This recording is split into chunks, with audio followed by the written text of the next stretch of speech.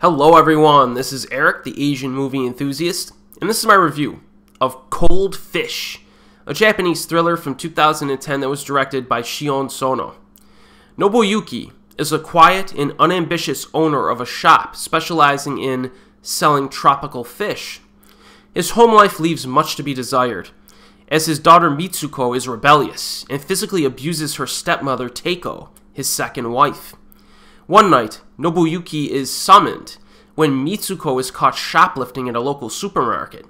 Yukio, a patron at the supermarket, persuades the manager to drop the matter and invites Nobuyuki to visit his own larger tropical fish shop. Stating that fate brought the two men together, the gregarious Yukio, convinces the man to go into business with him, but his gruesome hobbies are quickly brought to light. So our protagonist in this film lives a fairly miserable existence. His family unit is lifeless from an emotional standpoint. His wife puts no effort into cooking dinner.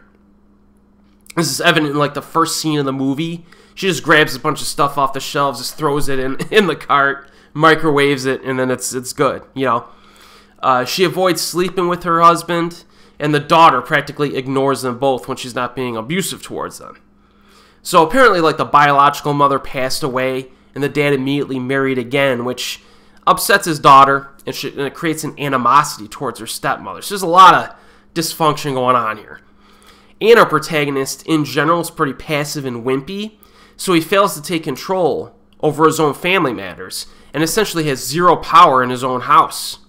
So here comes this bad guy, this kind of very aggressive guy who owns a bigger fish shop, a more successful fish shop. He takes charge in matters, easily manipulates the women into doing his bidding, and this is the main conflict of the film, and it does work well. Despite a fairly long runtime of 2 hours and 26 minutes, this does maintain interest well, with the assistance of one of the more fascinating Japanese directors of the last 20 years. I do think Sono's talent for blending perverted elements in with more traditional filmmaking qualities is showcased in this film.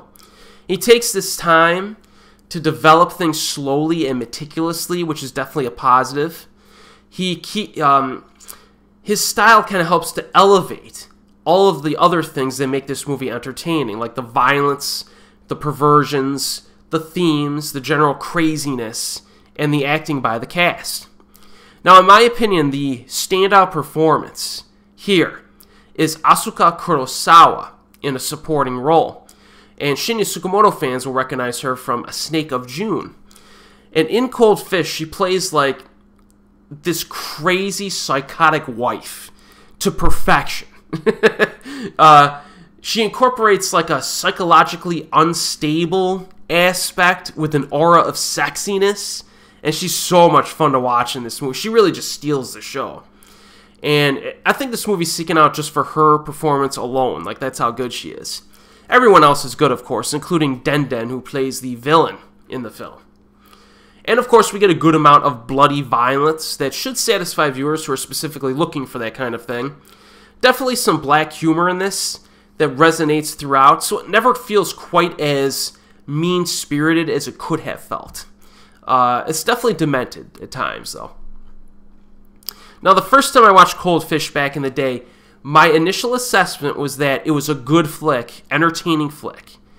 Not on the upper echelon level of Sono films, though. My personal favorite Sono movies are stuff like Why Don't You Play in Hell, Strange Circus, Tag, Love Exposure, etc.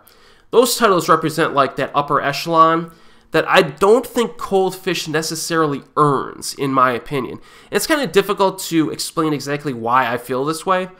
If I had to provide an explanation, I try to think about it. I think the exploration of the themes and characters are on the shallow side. If I had to give you a specific scene that exposes this, it would be the final scene of the movie. You have these interesting ideas like family dynamics, masculinity, and they could have been fleshed out more. So I'm expecting the ending is going to be okay, there's going to be a little bit of meat to this ending. It's going to be kind of